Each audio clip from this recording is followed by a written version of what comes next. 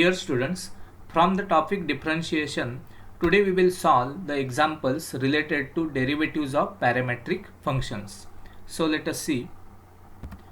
Last time, from the question number 2 of your exercise, we have discussed the example of the type where we have to find out the derivative, that is dy by dx, at a given point. And we have completed this example in our last lecture, that is x is equal to cosec square theta, y is equal to cot cube theta. Here parameter is theta, and we have to find out dy by dx at theta is equal to pi by 6.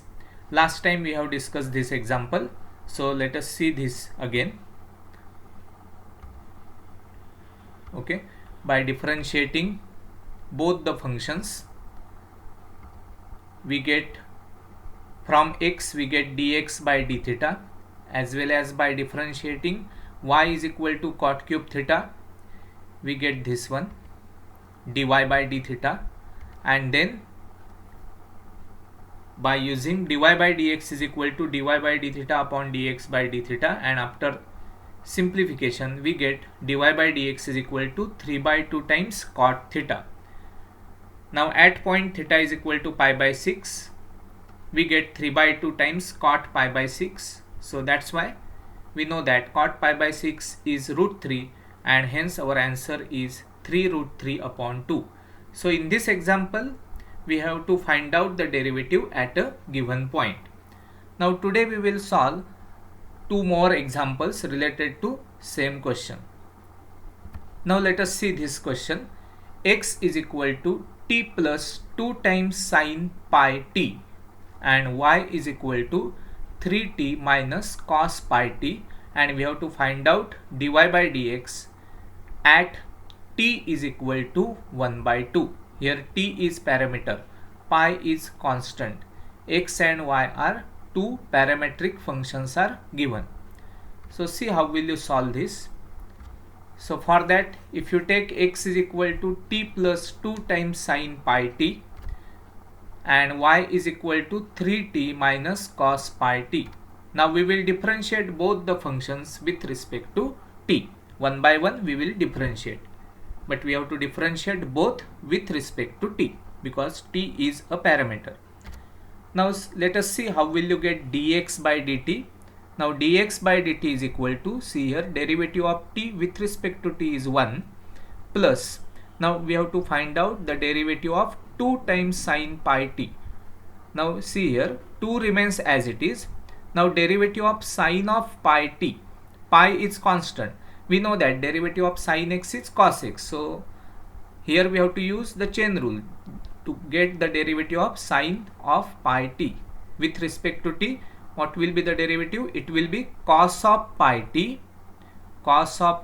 into d by dt of pi into t.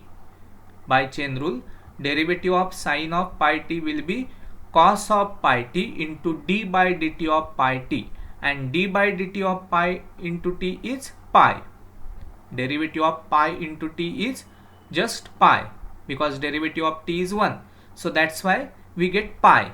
So the finally derivative will be 2 pi cos of pi t.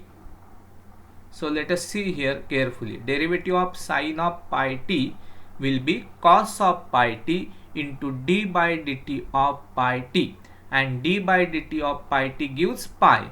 So that's why it is 2 times pi cos of pi t. Similarly, what will be the derivative of y with respect to t? See here, dy by dt is equal to, now derivative of 3 times t is 3 because derivative of t is 1. Now again here see, this is minus sign. Now derivative of cos of pi t, again by chain rule, derivative of cos x is minus sin x. So minus minus becomes plus.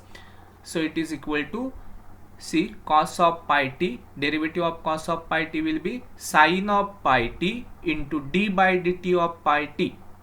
So that's why it is sin of pi t, and d by dt of pi t means pi. So that's why it is written as 3 plus pi into sin of pi t, like this. Okay. So we get dx by dt and dy by dt. Now how will you get dy by dx? Dy by dx is equal to dy by dt upon dx by dt. So just you put the values here. So it is 3 plus pi into sine of pi t divided by 1 plus 2 pi into cos of pi t. Now we require the value of dy by dx at t is equal to 1 by 2.